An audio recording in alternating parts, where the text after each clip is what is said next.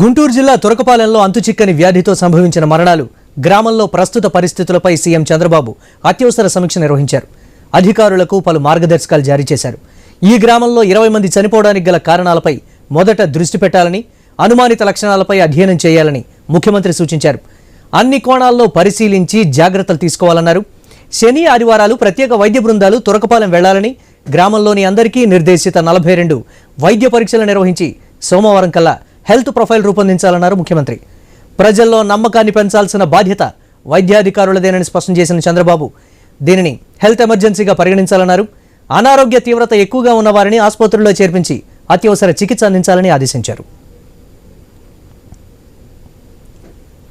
తురకపాలెంలో కేసులను పరిశీలిస్తే మెలియోయిడోసిస్ లక్షణాలు ఉన్నట్లుగా వైద్యాధికారులు అనుమానం వ్యక్తం చేశారు. బ్లడ్ శాంపిల్స్ ల్యాబులకు పంపామని, 72 గంటల్లో రిపోర్టులు వస్తాయని ముఖ్యమంత్రి తెలిపారు. పశుపోషణ పైన ఎక్కువ మంది ఆధారపడడంతో పశువుల నుంచి ఏమైనా వ్యాధి వ్యాప్తి చెంది ఉండవచ్చనే కోణంలో పరిశీలన జరుపుతున్నారు.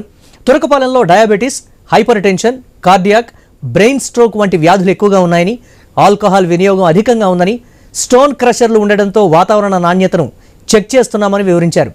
మొదట జ్వరం, దగ్గు, తర్వాత ఊపిరితిత్తులు దెబ్బతినడం వంటి లక్షణాలు ఎక్కువ మందిలో కనిపిస్తున్నాయని అధికారులు చెప్పారు.